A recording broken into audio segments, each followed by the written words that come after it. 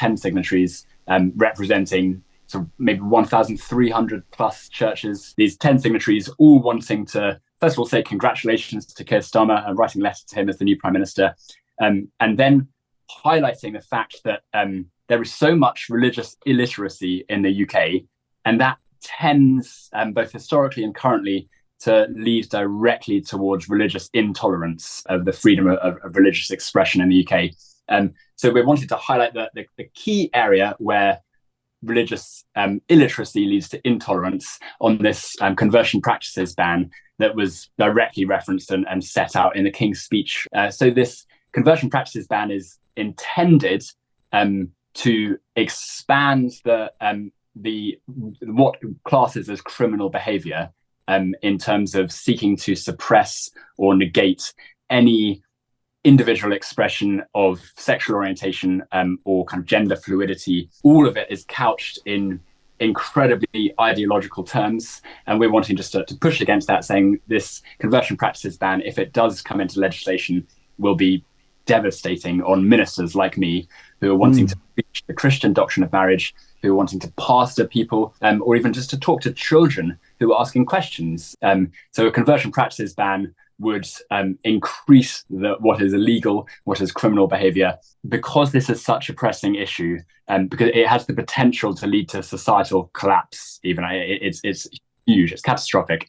Pastors really need to take the time to be aware, at least at the basic level, of what's going on. I applied for the job. I was shortlisted, went for the interview. It was brilliant because apparently at that time they didn't know who I was. So everything was good. I was the best candidate for the job.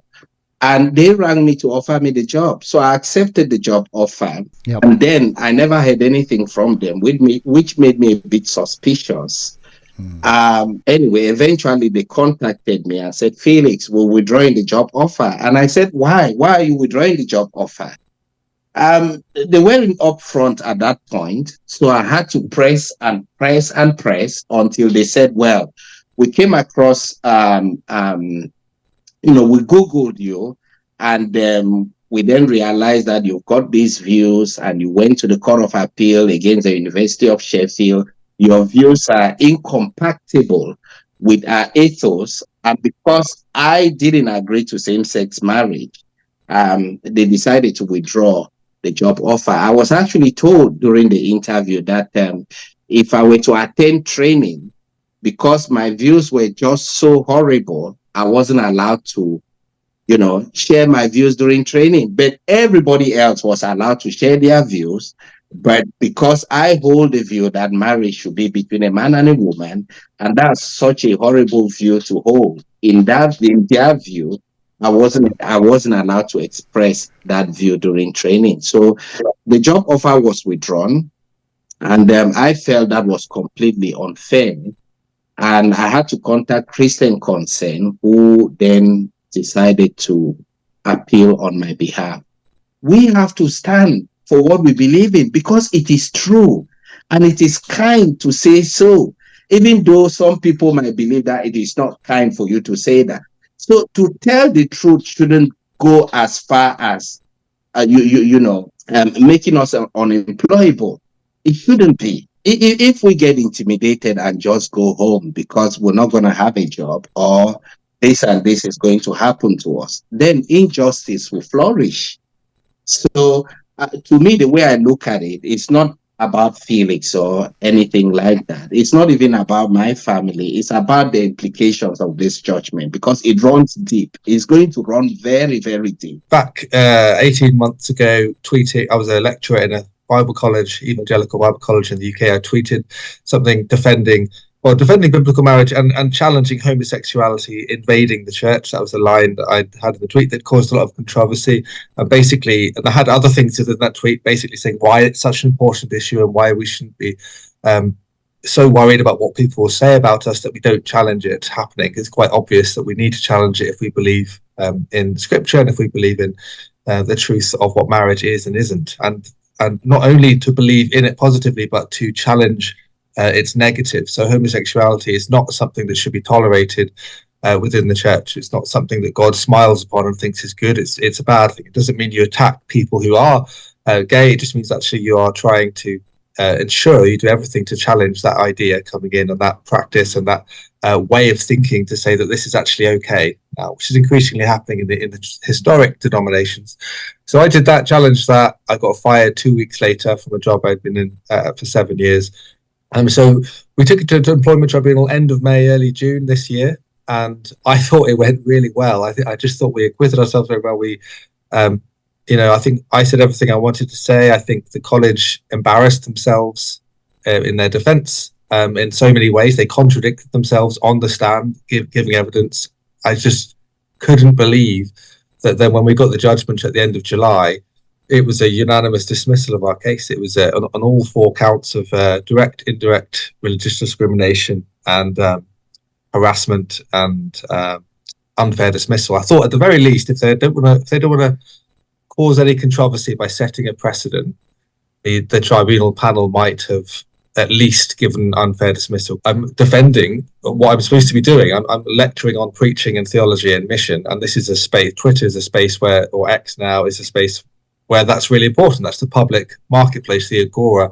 Social media is where the ideas exchange. It's happening. It's a huge revolution. It was amazing to me that the judge and the panelists knew nothing about Twitter. Like literally, they said that we don't know anything about Twitter. You need to explain to us what is a quote tweet. What does it mean to retweet? I was like, really? Like you're adjudicating.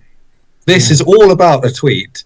You don't even know how Twitter works, and you're making a judgment on whether or not this is appropriate for a lecturer on preaching to speak in proclamatory prophetic tones, as it were, on these issues that are really important. This issue of when something comes against something that you hold dear. You can't just carry on saying, but I just want to focus on the good thing, the positive. We all want to focus on the positive. If you want to focus on the positive, you have to defend it against the negative. That's what happens. If you have a war, if someone invades your country, you don't say, let's just focus on how wonderful our country is. Well, yes, amen. Let's do that. Let's do that by defending the country against the invader. Well, I think I know because I lost the plot for about 10 years myself. I lost the plot. I was chaplain at a university which had one of the highest gay population in the surrounding town of anywhere else, and I wanted my gay students, my gay colleagues, to come to know and love Jesus, because I wanted my dear lesbian students and friends and bisexuals and others to know Jesus. One of the things I did was I gave way to the blackmail that is part of the whole progressive agenda, which is, if you don't affirm these characteristics of our self-understanding, you will damage us and drive us away, and we can't talk to you. And so the gay community have set this piece of blackmail up for the whole of the rest of the world. It works awfully well. At its most intense, it is, if you take the views you take, you will kill us because we'll commit suicide. I remember Jane Ozanne trapping me once on a world service by saying effectively, Gavin, you're a murderer. Because by taking the conservative views on sexuality you've taken, you're adding existential pressure to vulnerable gay people who aren't coping anyway, and you're tipping them over the edge, and we know they're killing themselves, and you've done it. Now, actually, this wasn't true in all kinds of ways. First of all, the whole causal assumption behind this is completely mistaken, but it's pretty good blackmail, and it works on a lot of people in both its intense and its less intense form. And in the less intense form, if you like, the whole of the church, which very easily slips from being a gospel church to believing in the gospel of nice instead, says, well, to be nice to you, we better do as you ask, and that means to accept you on your own terms. I fell for that for about 10 years, and my motives were good. I wanted people to come close to Jesus, to hear the word, and I thought, I understood the compact to be, if I give you slack in terms of your self-understanding about who you want to sleep with and love, you may then allow me the opportunity, the privilege of telling you about Jesus and membership of the church. And if I'd been particularly cunning, which I wasn't, I might have thought, well, you may even repent. You may even change. Well, I was wrong. It didn't work like that. And there came the point when I had to repent of my ideological compromise. It's part of the idolatry. We've become a sex-addicted society. not just in terms of wanting sex, but thinking about sex, but using sex as um, as the criteria by which to describe who we are, what we want, and how we operate. Well, that's terrible. I mean, when you said, for example, I was like this and I'm not anymore, but it applies to sex, but it applies to everything. It applies to pride and acquisitiveness, all the other different appetites. And the idea that you can reduce everything to our sexual appetites is so dehumanizing. Over the course of that career with the BBC, I came to the view that the BBC was not an honest organisation, in the sense that it claimed to be something that it isn't. And at the heart of the BBC's mission, if you like, is this idea of impartiality. But from where I was standing and reporting, I didn't see that impartiality. I think that on all sorts of issues, the BBC has a very pronounced and definite view of the world, which shows up in its reporting. Just because the BBC says it is trustworthy and impartial, please don't take them at face value. So how do Marxists, how do people on the left get their ideas adopted? So we have this phrase, the long march through the institutions. The long march through the institutions mean people on the left get into positions of influence and power within the institutions. And that's exactly what happened in the BBC from the 1960s onwards. And the people who run those shows have their worldview. And of course, they want their worldview reflected in the programs that they produce. Doctor Who is a program for young people, by and large. So where better to implant ideas about what is normal, what is natural, what is good, than in a program which is watched by millions of young people. So the idea of a gay kiss, a homosexual kiss in an episode of Doctor Who is now unexceptional. It's exactly what I would expect the BBC to be doing. I think it's entirely wrong myself. One thing I always think about this, Tony, is this, that I don't think any of us have the right to condemn other people's sexuality or their way of life. We are not, as human beings, put into the position where we have the right to condemn others. However, having said that, it is clear that certain ways of living result in better outcomes. The idea of the stable two-parent family, mum and dad and children, is a natural way of living, a normal way of living, which results in better outcomes for all concerned and for wider society. The problems we are confronting in this society, in our culture now, are, I would say, the most negative factor at work in our culture is the instability of families. And so many of our problems can be traced back to this. The BBC certainly lives in its own bubble. It's a political monoculture inside the organisation. The potency of this is that the BBC, in a very obvious sense, creates the national reality. So when the BBC says something, when it reports an issue in a particular way, that, for many of our fellow countrymen, becomes the actual cultural reality of things. So you've got a situation where you've got an organisation where people in it are like-minded, they share a worldview, and that worldview is the dominant worldview in the culture at large. Now that, in combination, is a very powerful distorting mirror for people within the BBC and for those of us who consume the BBC. All of these issues are related because they go to the basic premise that sex relations are not necessarily connected to reproduction. You can have sex without worrying about having children. And that premise, which is false, it corrodes and undermines not only marriage, but pretty much all relationships between men and women today. Marriage is a natural institution. it would be the beginning of my answer. That every culture, society of persons on earth that we know of have something that we would recognize as marriage.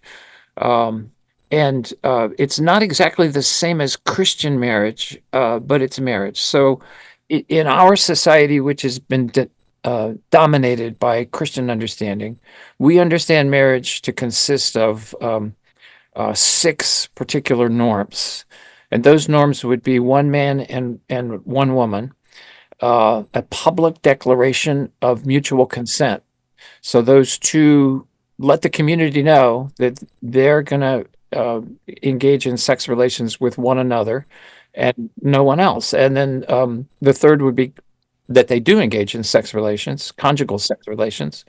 And those relations are, here's the other 3 norms. They're exclusive, they're permanent, and they come with joint mutual responsibility for offspring. So I'm pleased to be doing research in this area, defending marriage. I've also done research on how children fare with same-sex parents as opposed to man-woman parents. What they didn't report in this study and should have reported is that the vast majority of the children with who had grown up with lesbian parents and who had now higher IQ scores than the children who had grown up with same-sex parents were donor-conceived children. To me, that explains the whole outcomes, because if you look at the donor conception process, it is not randomly selected sperm.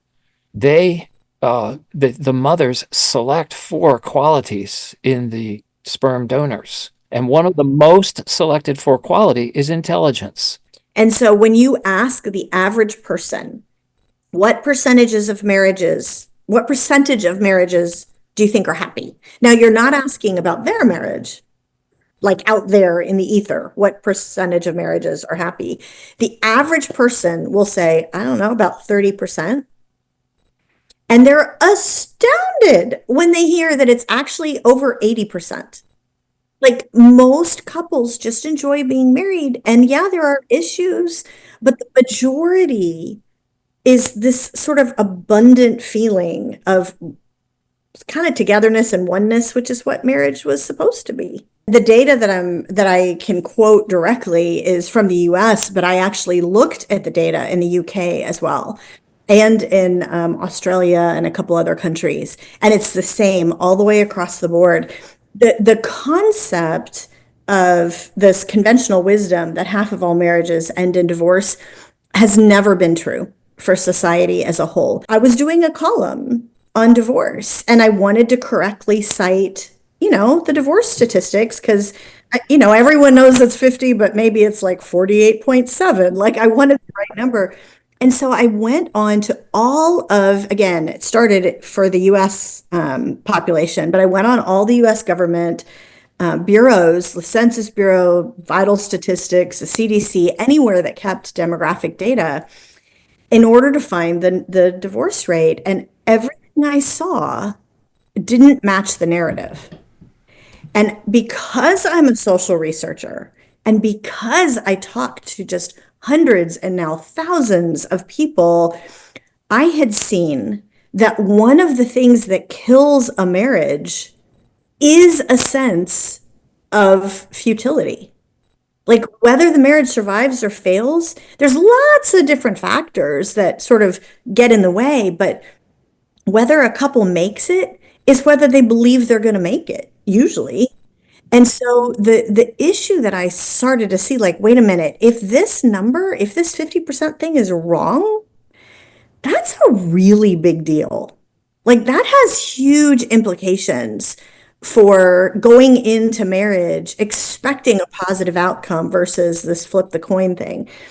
And so I ended up trying to dig into the actual numbers. And I need to say right up front, this is a really complex area of statistics and demographics. It honestly took me 8 years in order to really dig into this well. And like you said, this was a few years ago, but we can get a lot closer. No one knows exactly what the divorce rate actually is, but we can get a lot closer than the conventional wisdom. And so, for example, one of the numbers that I thought was helpful, according to the Census Bureau, when we wrote the book, 71% of people in the US were still married to their first spouse. And now think about that. So the 29% aren't still married to their first spouse. Yep. And by the way, that includes everyone who was married for 50 years and their spouse died. Yeah. That's not the divorce rate. That's So death. it's not a 29% divorce rate. That's right. Yeah, it's death and divorce. And so in order to kind of estimate a little bit better, what's the rate of widowhood? And there's some other things you can add in. And then you kind of go, maybe the divorce rate is more like 25%. Now, that's still too high, but it's a universe different from this discouraging flip the coin thing that people think you have. And so what we always tell people from a practical standpoint is what this means is for you or for a friend, like if you have a friend going through a difficult time, you can come alongside them, put your arm around them and say, you're going to get through this. Most people do. Telling other people, hey, you should have kids, you should do this, you should get married, you should have a bunch of babies, that's not going to work. That's going to sound like finger wagging, and it's going to sound tone deaf when so many people in their 20s and 30s look out and they say, I think it's too hard or it's unaffordable to raise kids. So I wanted to address all of those issues. Some of it has to do with costs, but I argue that the primary issue here is that we have a culture that is ultimately family unfriendly. Well, I think that for one thing, we have increased kind of the inputs, the costs, the time costs of parenting more than even the economic costs. If you look at what the average middle class or upper middle class parent in the US at least does, it's driving their kids everywhere.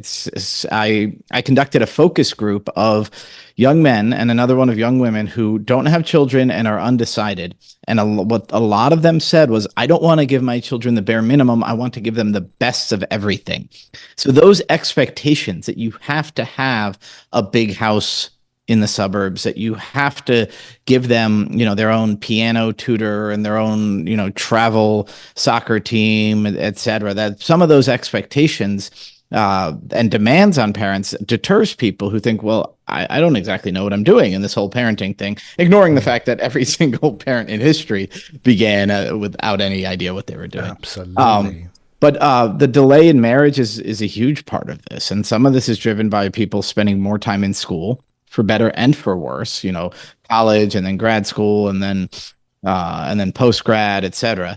And some of it is driven by a mindset, a view. I call it an anthropology, a view of the individual, of the human as fundamentally this free, autonomous individual, and that relationships are like a secondary thing that you can opt into.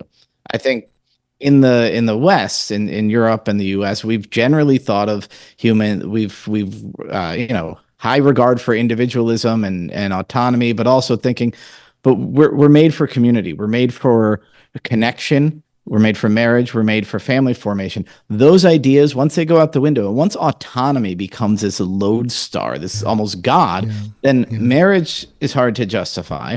And then parenthood, forget about it. You become totally connected to your children, and you lose the ability to just be transactional in your everyday life. Masculinity, which is under huge attack in the US and probably in the UK. Well, masculinity is, you talk about toxic masculinity, you imply that masculinity is generally toxic. You tell men you have to be more compassionate, all that stuff that has little grains of truth, totally omits the fact that families need men who are masculine, and that there are certain joys of parenthood that are dadliness. And that's why I talk about, wrestling, playing sports, just generally doing, painting an image of dads as something distinct from moms gives young men something to aspire to. They say, wait, I want to be that. And that's what past generations all did. We at some point said, wait, I can be that dad. That looks awesome.